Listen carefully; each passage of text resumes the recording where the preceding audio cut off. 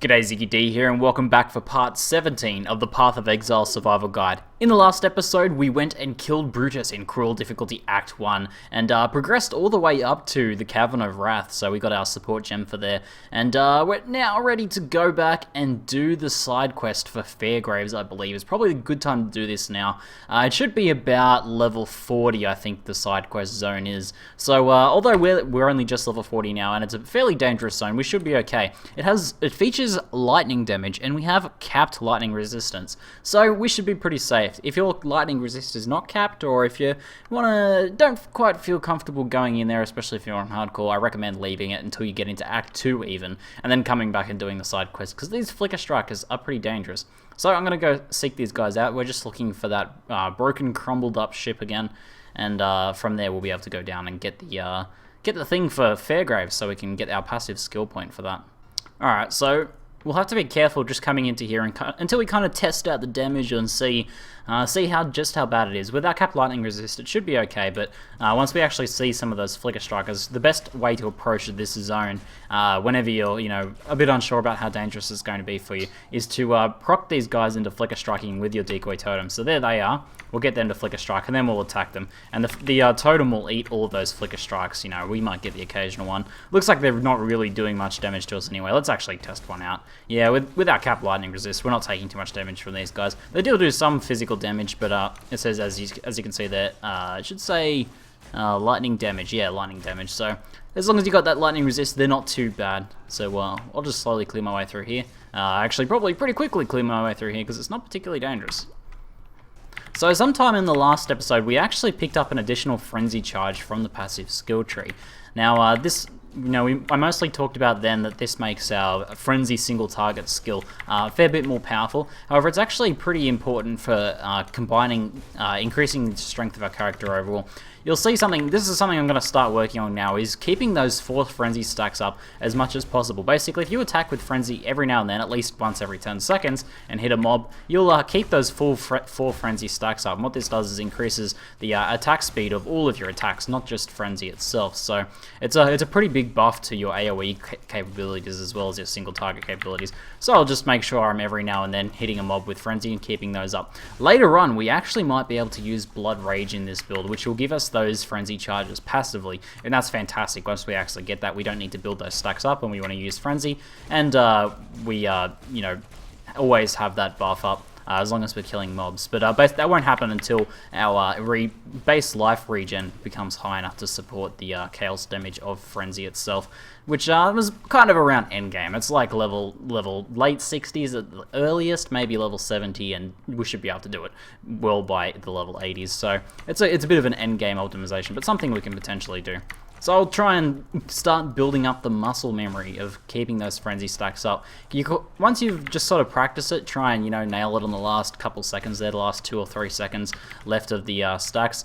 You'll build up that kind of subconscious, alright, I need to refresh my frenzy stacks every so often, and that'll kind of start to happen naturally as you practice it. We can actually go, Fairgraves should just be over here. And we'll go turn this quest in. But you'll be able to keep those stacks up just sort of subconsciously. It's actually something I kind of learned from playing a lot of StarCraft 2. Building your probes and pylons every so often. Every, I think it was like 20-something seconds, you'd want to add another probe to each one of your probe queues. And this becomes, at first, it's really hard. You have to try and remember this every 20 or so seconds.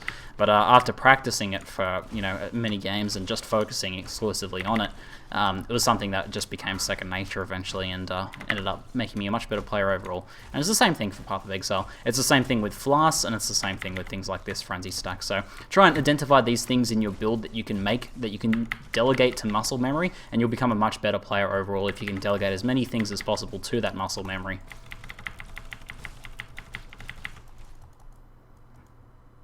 So here's the Captain Fairgraves ambush. Oh, we can actually throw a decoy totem down before we talk to him. That's one strategy, but instead I'll just wiggle my way out of there.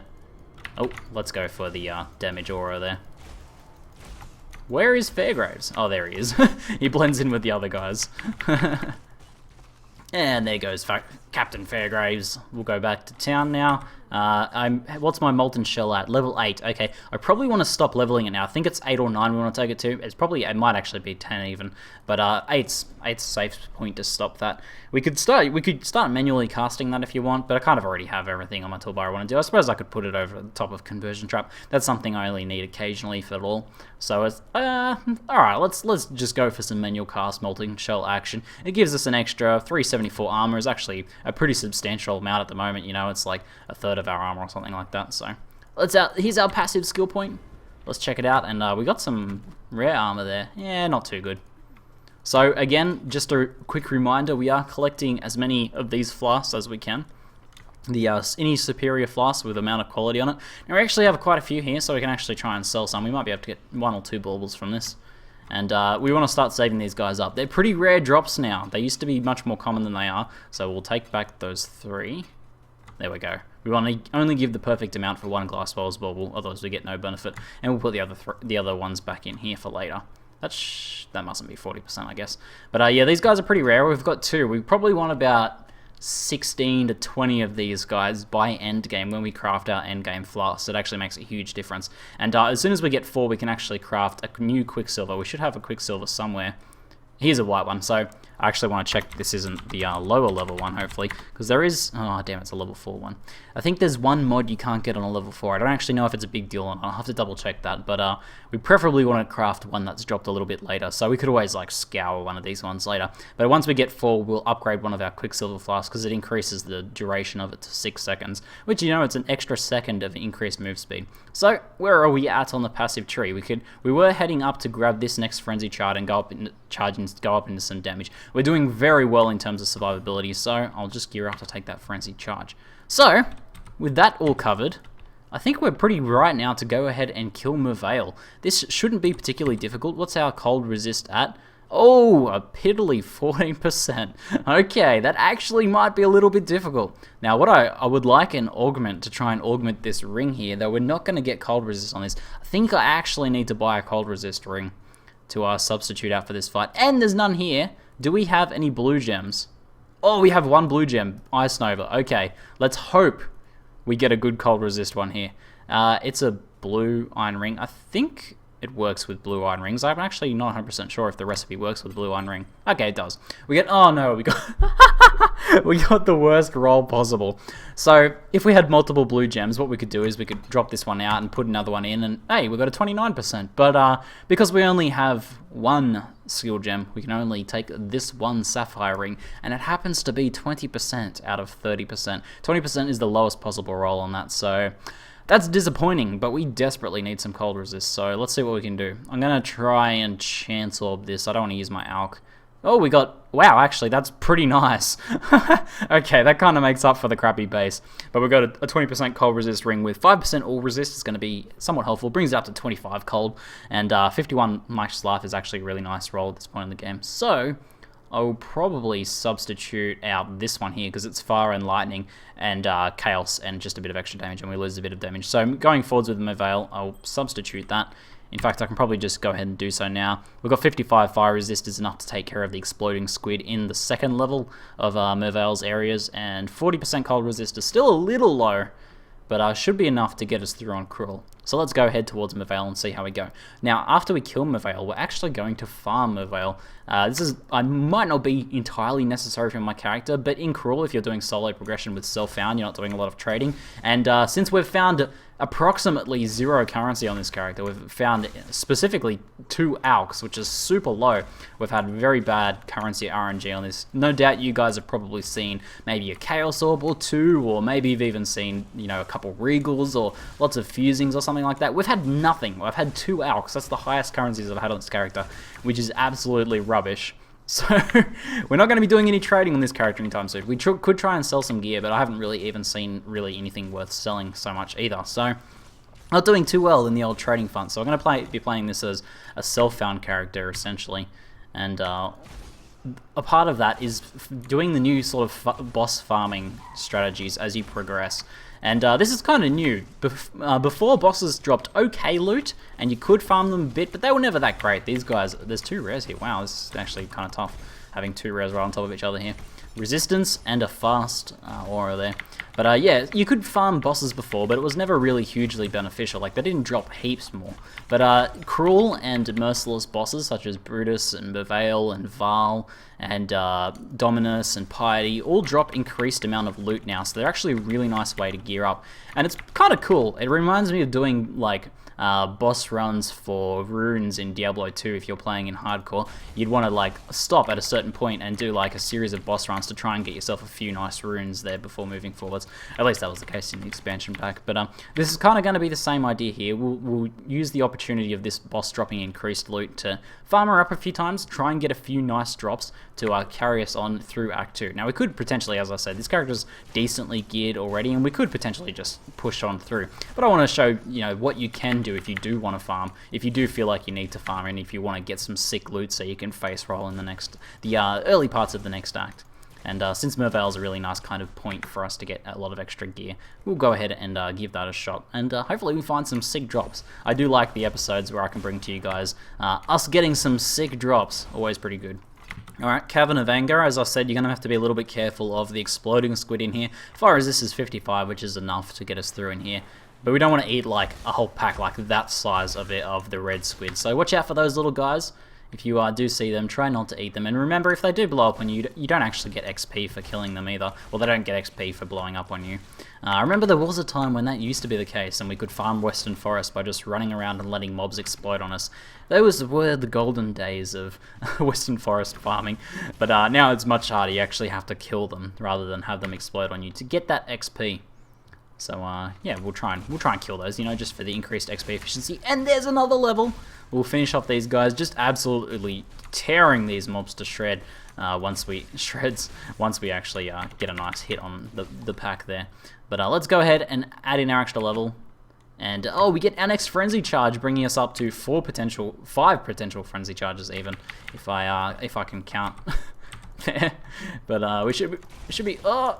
Yeah, we ate an explosion there and took almost no damage, so we're very tanky at this point. 1700 life is actually pretty ridiculous for this level of character here.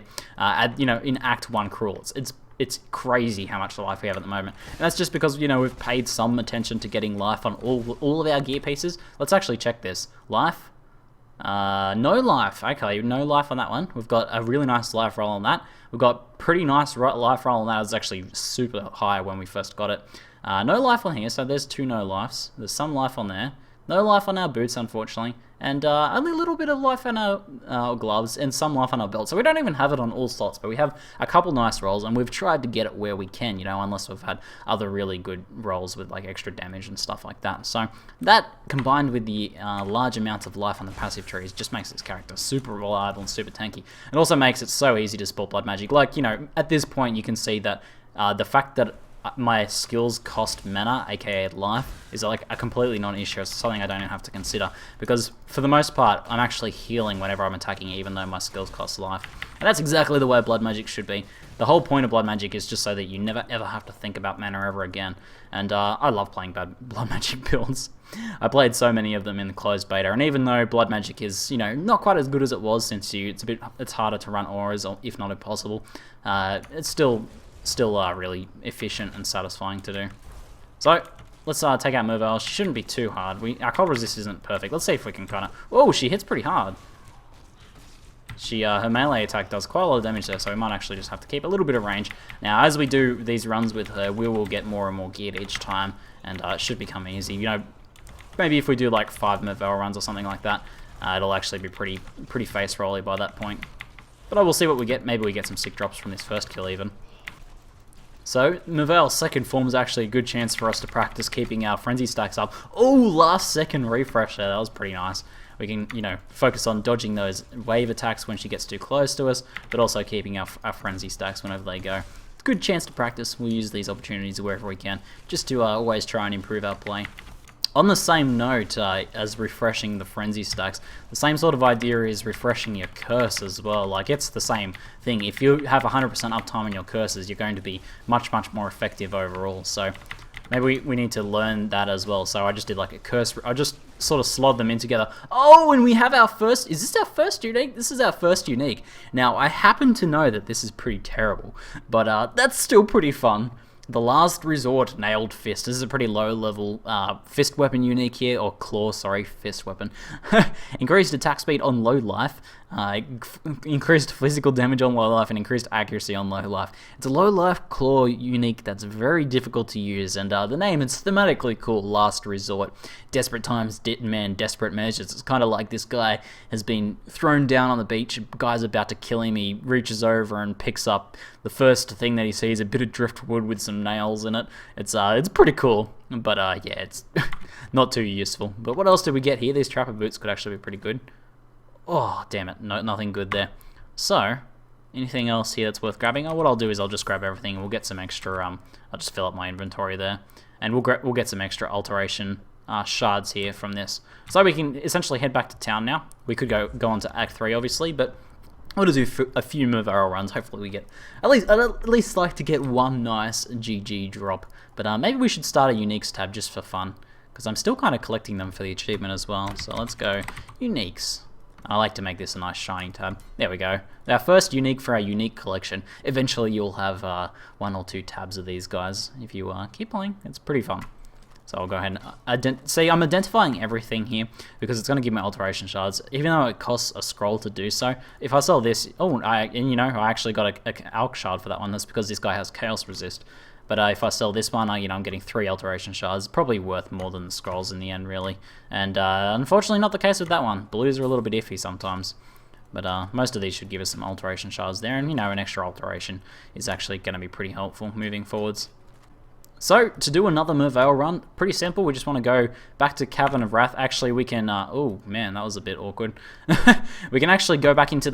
16 seconds. We were fast enough to get our old Cavern of Wrath here. So we can actually rerun this one that we've already run. This is going to save us a lot of time. If you are fast enough on the Merveil kill, which we were only by 15 seconds there. Oh, that was close. I can't believe how close that was. That was pretty insane, actually.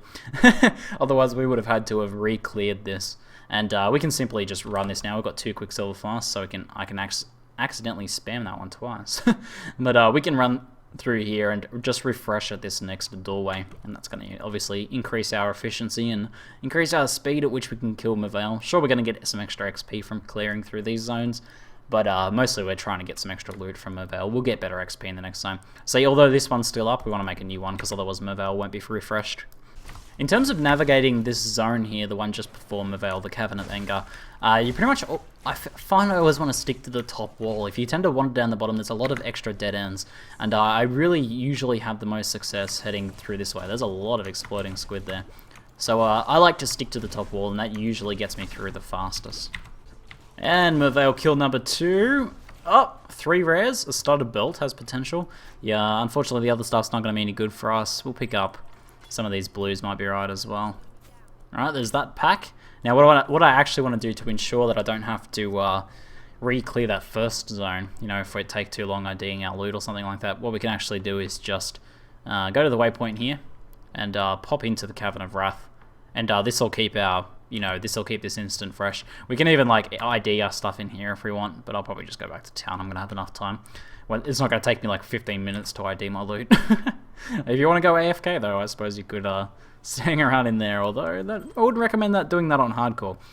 So nothing on the ring there. Probably not going to be worth IDing into this other stuff. I might just sell it for transmutation shards here. That shield's kind of nice. What about this belt here? It's got a life roll, but nothing really else on it there. So we'll go ahead and just sell all these guys. I'll get some transmutation shards, and if we get a little bit low on scrolls, I can actually go ahead and sell those guys for scrolls.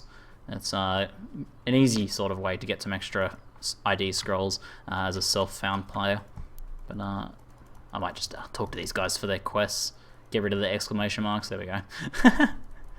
So we've actually leveled up as well, so I should keep remembering, and I want to remind you guys to check these vendors for your chromatic items. And, oh, there's one. There we go. Easy money, making bank. And we can remember, we can check each of the vendors in each of the difficulties in each of the acts. So we can actually go back. We can even go to Act 2. No, we can't go to Act 2 Cruel yet because we haven't gone to the town. We go to Act 3 Normal and things like that to check all these vendors as well. And Merveil kill number 3. Oh, another unique. Oh, 3 Merveil kills, 2 uniques. As I said, she drops some pretty sweet loot. And Grovebow has some potential if it rolls really well. But this unique here, I know is actually really good. Hrimnor's Hymn Sledgehammer is a level 17 Sledgehammer and has a huge amount of physical damage. Look at that, 165% increased physical damage, has a strength roll which increases it more, 5% life leech, so you could play this as a Marauder, as a Templar, really keep yourself alive, and you could even rush blood magic at a very low level and use this, and just have a lot of sustain from that because it has high fizz and life leech. Really good leveling unique, really nice. So that would actually sell for like a Chaos or something, maybe a little bit more in Hardcore. But anything else here worth IDing? Maybe the Grove Bow. It's rolled pretty well, but I don't think the Grove Bow is going to be better than our current D-Curve Bow. It's just a little bit of a lower base item, so probably not really worth it. But maybe the full chainmail would be worth IDing as well. So we'll head back to town. Actually, point of efficiency, rather than using our portal scrolls, being lazy and using our portal scrolls, we should probably jump into the next zone here and use the waypoint, because that's a free trip back to town. We just have to go back here, and we're good. We can ID our loots. So to get some more portals, get some more ID scrolls, sorry, we're going to just, how many transmutes have we got? What have we got most of? Let's use one of these guys. As I said before, I like to keep 4 of them. We'll use these guys. And we could potentially use a transmute as well. We've got a few of these. We only ever need a few transmutes. Like I usually get by with less than 10, even end game. And there's some extra scrolls for us. So the boots have potential. Wow, 66 life, 20% move speed, increased evasion and energy shield. Pretty nice boots actually. Probably not really good for us so much. We need the full link as well. So I'll go ahead and keep this in the okay leveling gear. Oh, 2 pairs of boots in there now. And what about this here? Nah, that's pretty rubbish. And I'm not going to bother identifying the other stuff. Actually, we'll identify these for alteration shards since they're rares. Oops. Ooh, almost rendered our unique. So I'm going to do at least another Merveil run. You guys can do heaps of these if you like finding some leveling legendaries, leveling uniques I should say. I keep saying legendaries, I'm going to get in trouble. If you like finding some leveling uniques, you can do some more Merveil farming. It's pretty fun. It's pretty fun and you find some sweet loots as you've seen so far. And Merveil kill number 4, I think. I can't count. Number 4 I'm pretty sure. Oh, only 1 rare this time. That was pretty brutal. They can't all be winners, but as you can see, that was about 4 runs. That was less than like 15 minutes to get 4 runs. We got 2 uniques in that time, so that's pretty cool. And we got some alteration shards and things like that. Probably nothing else in here really any good, unless this D-curve bow is rolled 90% fizz. Nope. Reduced attribute requirements. Not very helpful for us, unfortunately. So I'm going to continue on into Act 3. You guys, as I said, can continue farming here if you want to get some more sweet loots. As you can see, though, it does slow down your experience gain. In 15 minutes, I only got about half a level, just because we're not killing that many mobs overall. Most of the time where it is actually spent IDing fat loots and killing Merveil. So really good loot and a nice way to get up a few uniques and stuff like that. If you're fond of finding uniques, and who isn't? That's kind of what action RPGs are all about, is finding those epic items. Then that's a good way to get your first sort of taste of that. You can kind of farm Brutus, but I think Merveil's a better one to do. She's a bit easier and drops a higher level, better loot. So we'll go for her instead, I suggest. But we'll clear the rest of this zone. This is pretty easy by this point for this character with Iron Reflexes. We have a lot of armor. However, if you're an invasion character, this is a very dangerous zone for you, because you get surrounded by a bunch of these guys and you're going to have a pretty hard time dodging all of their attacks, so you'll take a lot of damage really quickly if you're playing a pure evasion character. But if you're playing a pure evasion character, then you're probably not a beginner at Path of Exile, because it's pretty difficult. Here's a Reflect pack. I actually see how much this hurts at this point in the game. Yeah, not at all really. Our lightning resist is pretty good, and we also have pretty good physical mitigation. So this is early resist here, so with good lightning resist, Reflect isn't a problem at the moment, at this point in the game. I'll kind of farm my way through here just because I love the pack ends in here. I love killing these monkeys. So satisfying. Man, it's fast XP in here. Like, just one clear through got me almost, more than I got in 15 minutes of killing Merveil. So it's a shame. It's a shame because I wish it was more worthwhile to farm that forest zone. It is a good farming spot, but you're better off served if you can get to the Southern Forest. You can easily get to Fellshroud Ruins, or even like Western Forest or Chamber of Sins, and farm those pretty much much more quickly and much more efficiently. You're going to gain XP in those. So never really worth farming the forest, unfortunately. But it's still pretty nice, and you can do a couple of runs in there if you like. If you're an armor character, not too worried about getting surrounded by monkeys, but it's fun. It's just fun killing those monkeys. So we had a pretty successful few farming runs of Merveil. I wish you guys tons of sweet loots if you happen to get up to that point yourself. And we're now into Cruel Act 2, and we'll start our progression through here in the next episode. Anyway, that's it for now. I'm ZiggyD, and thanks for watching.